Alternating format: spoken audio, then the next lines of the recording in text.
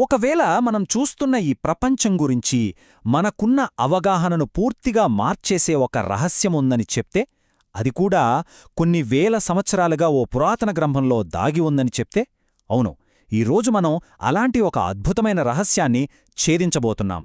So మనమిప్పుడు చూడబోయేది ఏదో మామూలు పుస్తకం కాదండోయ్. ఇది ఒక మౌన గురువు నుండి వచ్చిన ఒక గీతం.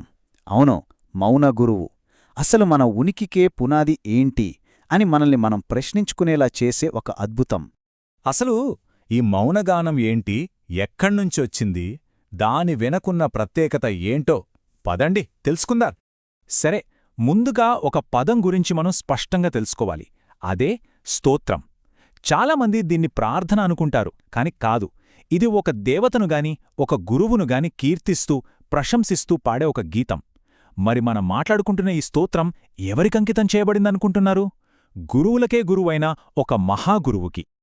ఆ మహాగురువే దక్షిణామూర్తి, సాక్షాత్తు శివుని యొక్క ఒక స్వరూపం. ఈయనను ఆధ్యాత్మిక జ్ఞానానికి ప్రతిరూపంగా కొలుస్తారు.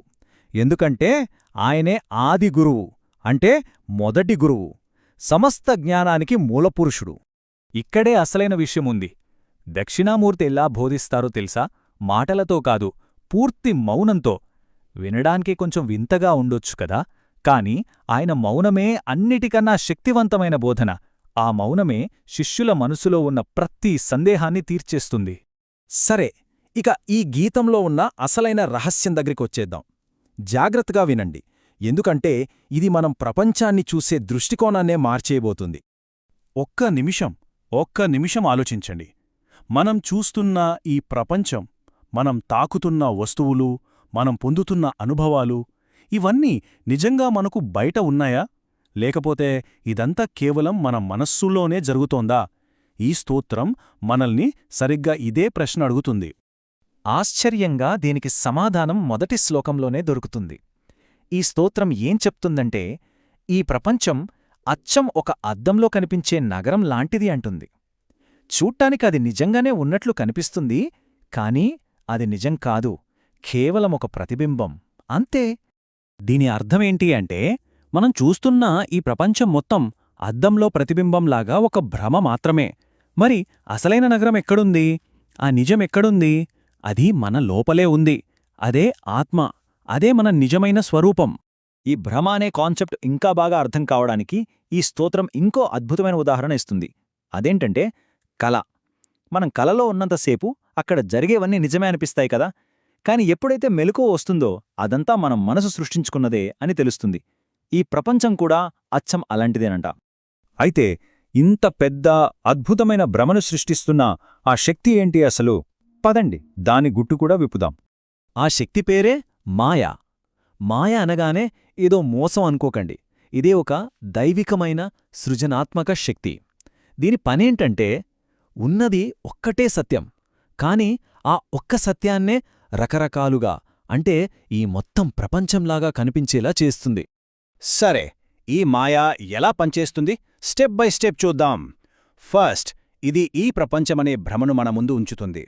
తర్వాత నేను వేరు, మిగతాదంతా వేరు అనే ఒక భావనను మనలో సృష్టిస్తుంది. ఇక ఈ నేను అనే భావన వచ్చిందో అంతే, మనం సంసారమనే ఒక సుదీర్ఘమైన, చాలా అంటే చాలా సుదీర్ఘమైన జనన మరణ చక్రంలో చిక్కుకుపోతాం. అదొక అంతులేని ప్రయాణం. అమ్మో, ఈ భ్రమ నుంచి, ఈ సుదీర్ఘమైన చక్రం నుంచి బయటపడే మార్గం లేదా అంటే ఖచ్చితంగా ఉంది. అదే ఆత్మజ్ఞానం, అంటే మన నిజ స్వరూపాన్ని తెలుసుకోవడం. దాని గురించే ఇప్పుడు చూద్దాం. ఆ పరిష్కారమే ఆత్మ. ఇంతకీ ఆత్మ అంటేంటి? సింపుల్గా చెప్పాలంటే మన నిజమైన నేను. అది ఎప్పటికీ మారదు, దానికి నాశనం లేదు. ఈ మొత్తం భ్రమలాంటి ప్రపంచానికి ఆధారంగా ఉన్న ఏకైక నిజం అదే. ఇప్పుడు మనం ఈ మొత్తం తత్వశాస్త్రంలో అత్యంత కీలకమైన భాగానికి వచ్చేశాం. గురువు ఇచ్చే గొప్ప బోధన అంతా మూడంటే మూడు సరళమైన పదాల్లో ఇమిడి ఉంది, కాని అవి చాలా శక్తివంతమైనవి. అవేంటంటే తత్, త్వం, అసి. దీనర్థం అదే నీవు. అదే నీవు అంటే ఏంటి? అంటే మనమనుకుంటున్న ఈ శరీరం, ఈ మనస్సు, ఈ అహంకారం, ఇవేవీ మనం కాదు. మన నిజస్వరూపమైన ఆత్మ ఏదైతే ఉందో అది ఆ విశ్వమంతటా ఉన్న చైతన్యంతో ఒక్కటే, వేరు కాదు. ఈ ఒక్క నిజాన్ని అనుభవపూర్వకంగా తెలుసుకోవడమే విముక్తి. అదే మోక్షం. సరే, ఈ భ్రమ నుంచి నిజం వైపు మనం చేసిన ఈ ప్రయాణంలో మనం తెలుసుకున్న కీలకమైన విషయాల్ని ఒక్కసారి చకచకా చూసేద్దామా? గుర్తుంచుకోవాల్సినవి మూడు పాయింట్లు. 1. మనం చూస్తున్న ఈ ప్రపంచం అద్దంలో ప్రతిబింబం లాంటి భ్రమ. 2. ఈ భ్రమకు కారణం మాయా అనే శక్తి. ఇక 3. చాలా ముఖ్యమైనది, అసలైన నిజం బయట ఎక్కడా లేదు, అది మన లోపలే ఉంది, అదే ఆత్మ. ఈ విశ్లేషణను ముగించే ముందు ఒక ప్రశ్నతో వదిలేస్తాను.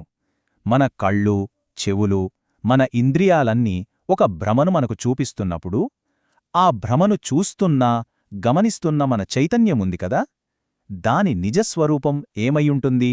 ఆలోచించండి.